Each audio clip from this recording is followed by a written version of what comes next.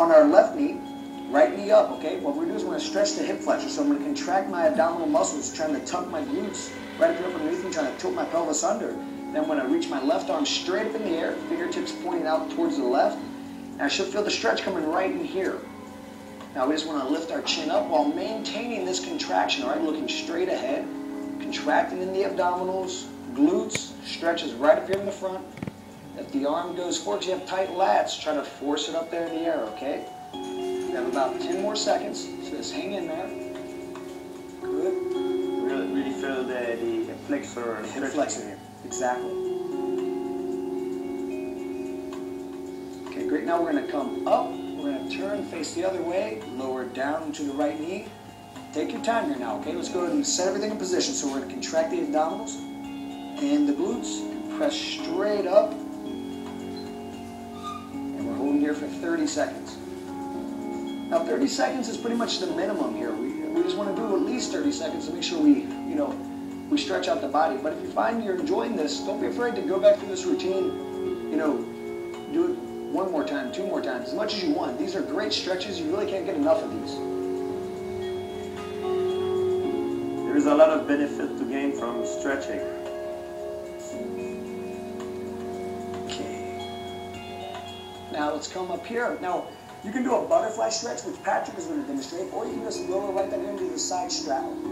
Everybody's flexibility is different, but if possible, you just want to try to split your legs out here, keep the posture upright, then we want to go forward. You see, the variation that Patrick's doing is working the same muscles. We're trying to stretch the adductor muscles right here in our inner thigh, okay?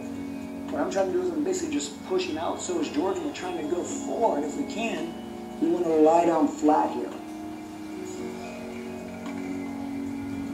And hold your stretch for 30 seconds.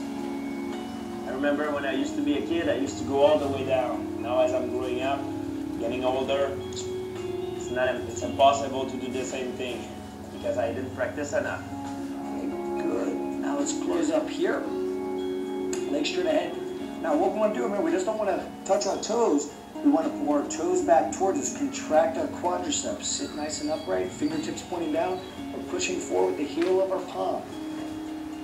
If you find that to be too difficult by going forward like this and it's way too much, you can just do this. Just brace your hands right here by your hips, push up, try to keep your posture upright, still pulling your toes back, still contracting your quadriceps, and just trying to eventually lean forward. Once you can break 90 degrees going forward, you can probably take your hands off and push forward.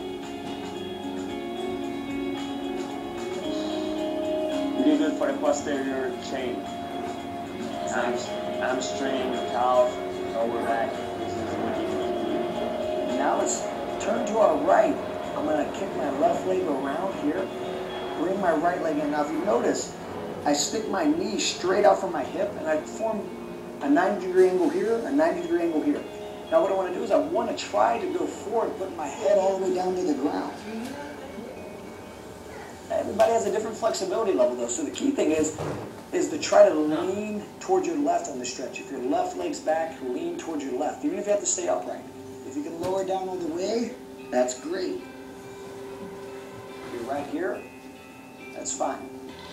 This is for the extensors. This is for the muscles on the outside the hip. A lot of jumping, kicking, all those motions, we really work those muscles. Pretty much anything functional, you're using the extensors and the flexors.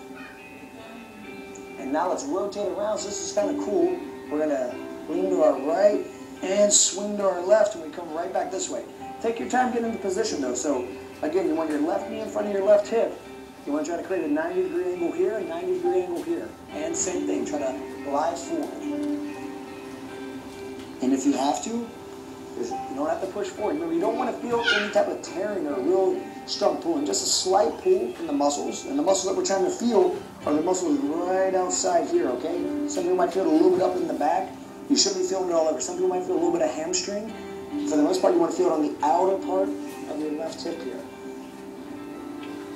And then lie down. Always aside that you're more flexible than the other. That is completely normal. And now we're just going to kick back and through all the way to in the quadruped position. So if you notice, we start out here with our knees right underneath our hips, right? And what we're going to do, in our hands underneath our shoulders, we're just in a strong foundation. We're going to extend our right hand forward, then our left hand forward. Now what I want you to do is drop your butt back while keeping your fingertips out there. Try to touch your butt to your heels and trying to get your armpits down to the ground. Once you do that, you're trying to inch your fingertips away as much as you can. And when we're doing this, we want to feel the stretch coming right down throughout the lats, okay?